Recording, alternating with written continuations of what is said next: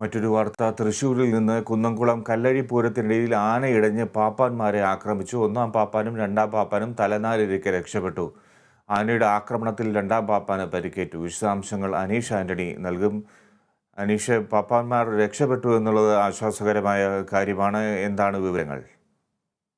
Fiji, പാപ്പാന്മാർ രക്ഷപ്പെട്ടു എന്ന് പറയുമ്പോഴും രണ്ടാം പാപ്പാന് ഈ ആനയുടെ ആക്രമണത്തിൽ ഗുരുതരമായി പരിക്കേറ്റിട്ടുണ്ട്. അദ്ദേഹം തൃശ്ശൂരിലെ ആശുപത്രിയിൽ ചികിത്സയിലാണ്. ഇന്ന് പുലർച്ചെ 1 മണിയോടെയാണ് ഈ ആന ആക്രമണം അഴിച്ചുവിട്ടത്. പാക്കത്ത് ശ്രീകുട്ടൻ എന്ന ആനയാണ് ഇടഞ്ഞത്.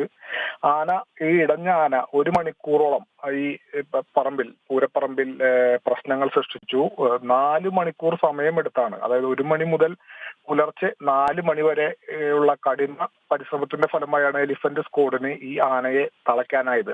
ഇടഞ്ഞ ആന ആദ്യം തന്നെ താഴെ ഉണ്ടായിരുന്ന ഒന്നാം പാപ്പാൻ നേരെയാണ് ആക്രമണം അഴിച്ചുവിട്ടത്. ഈ ഒന്നാം പാപ്പാനെ ഈ ആന പലതവണ കുത്താൻ ശ്രമിച്ചു. ഇതിൽ നിന്നെല്ലാം ഒന്നാം പാപ്പൻ ഒഴിഞ്ഞു മാറി അത്ഭുതകരമായി അവിടെ നിന്ന് ഓടി രക്ഷപ്പെട്ടു. ഈ ഒന്നാം പാപ്പാനെ കിട്ടാതായതോടെ ആനയുടെ മുകളിലിരിക്കുന്ന രണ്ടാം പാപ്പാനെ കുടഞ്ഞ് താഴെയിട്ടു.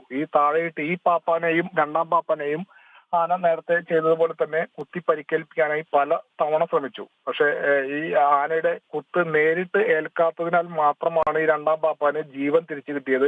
എന്നാൽ ഈ ആനയുടെ ആക്രമണത്തിൽ രണ്ടാം പാപ്പാന് ഗുരുതരമായി പരിക്കേറ്റിട്ടുണ്ട്. ഈ രണ്ടാം പാപ്പാൻ ഇപ്പോൾ തൃശ്ശൂരിലെ സ്വകാര്യ ആശുപത്രിയിൽ പ്രവേശിപ്പിച്ചിരിക്കുകയാണ്. ആനയെ പിന്നീട് തളച്ചതിന് ശേഷം ഈ ക്ഷേത്രത്തിലെ എഴുന്നള്ളിപ്പിൽ നിന്ന് മാറ്റി നിർത്തി. അതേസമയം ഒരു ആരോപണം കൂടി നിലനിൽക്കുന്നുണ്ട്. ഈ ആന പകൽപൂരത്തിന്റെ സമയത്തും ചെറിയ അസ്വസ്ഥതകൾ, ഈ മതപ്പാട് പോലുള്ള ലക്ഷണങ്ങൾ പ്രകടിപ്പിച്ചതായും ഒരു ആക്ഷേപം ഉയരുന്നുണ്ട്. ഫിജി.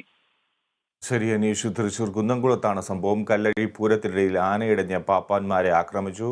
ഒന്നാം പാപ്പാനും രണ്ടാം പാപ്പാനും തലനാരിഴയ്ക്കാണ് രക്ഷപ്പെട്ടത്. ആനയുടെ ആക്രമണത്തിൽ രണ്ടാം പാപ്പാന് ഗുരുതരമായി പരിക്കേറ്റിട്ടുണ്ട് എന്നാണ് അനീഷ് റിപ്പോർട്ട് ചെയ്യുന്നത്.